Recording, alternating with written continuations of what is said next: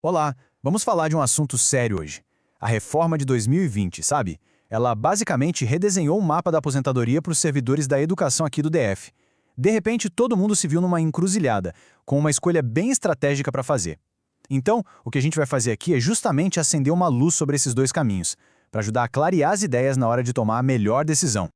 Pois é, essa é a pergunta de US$ 1 milhão, né? E a resposta, olha, não é um carimbo, não é igual para todo mundo, depende muito de planejamento, de colocar as coisas na balança, e o nosso objetivo aqui é exatamente esse, dar as ferramentas para que se possa começar a desenhar a própria rota para a aposentadoria.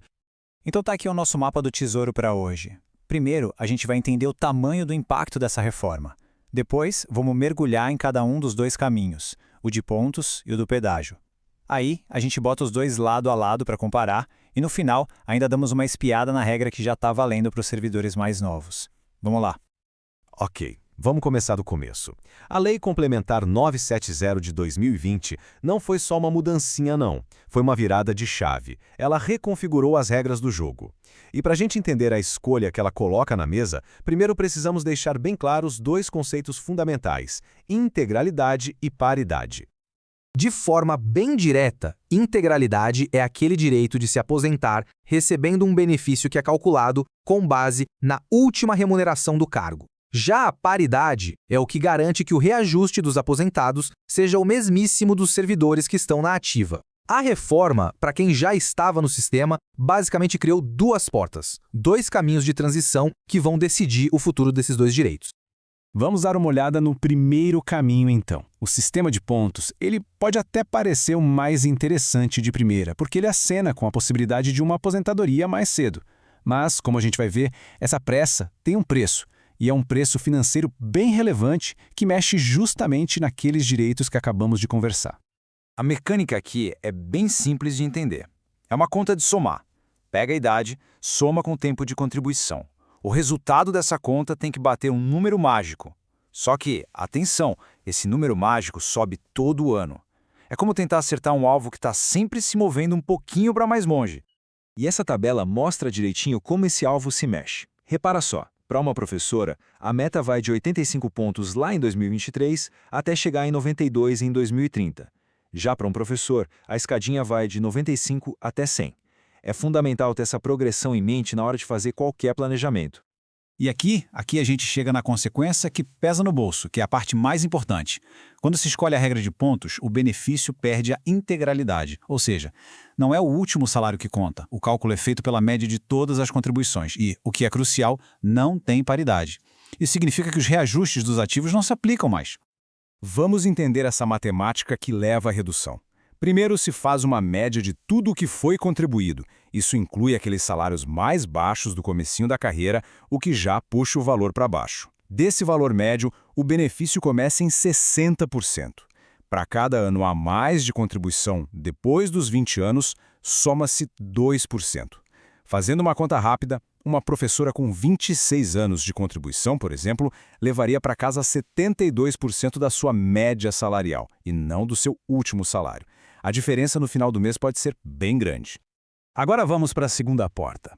Se a regra de pontos é o atalho, o pedágio de 100% é a estrada principal, a rota da segurança financeira. É o caminho para quem faz questão de preservar o padrão de vida na aposentadoria, ou seja, para quem quer manter a integralidade e a paridade. Para pegar essa estrada, tem um checklist com 3 itens e tem que dar ok em todos. Tem uma idade mínima, um tempo de contribuição mínimo e o item principal da regra, o famoso pedágio. O que é esse pedágio? É um tempo a mais de trabalho, um tempo adicional, que é exatamente igual ao tempo que faltava para se aposentar quando a reforma passou a valer. Para a coisa ficar bem clara, vamos usar o exemplo da professora Ana. Olha só, em 2020 faltavam 2 anos para ela chegar no tempo mínimo. O pedágio dela, então, é de mais 2 anos. Somando o tempo que já faltava com o pedágio, ela precisou trabalhar por mais 4 anos. No fim desse período, ela estava com 53 anos, ou seja, também já tinha batido a idade mínima. E aí sim pôde se aposentar. E aqui está a grande recompensa por ter cumprido o pedágio. Esse caminho é a única regra de transição que amarra, que garante a integralidade, ou seja, a aposentadoria com base na última remuneração, e também a paridade, que é a garantia dos mesmos reajustes de quem está na ativa. É o pacote completo. Muito bem. Agora que a gente já entendeu como funciona cada opção, vamos colocar as duas lado a lado. Chegou a hora de pesar os prós e os contras de cada uma para visualizar de forma bem clara qual é a decisão que está em jogo. No fim das contas, a escolha se resume a isso aqui. O sistema de pontos abre a porta para sair mais cedo, mas com benefício menor e sem a paridade. Já a regra do pedágio exige mais tempo na ativa, mas garante uma aposentadoria com o último salário e com os reajustes da carreira. É uma troca muito clara entre tempo e segurança financeira para o futuro. E só para a gente ter uma noção do valor real dessas regras de transição, vale a pena dar uma olhada no que o futuro reserva para os servidores que entraram mais recentemente no serviço público, que já não têm mais acesso a essas opções que a gente discutiu. A regra permanente é, sem dúvida, bem mais dura. As idades mínimas são mais altas, e mesmo o cálculo sendo pela média, para conseguir chegar a 100% dessa média, seriam necessários, pasmem, 40 anos de contribuição. Isso realmente coloca as regras de transição numa outra perspectiva, né?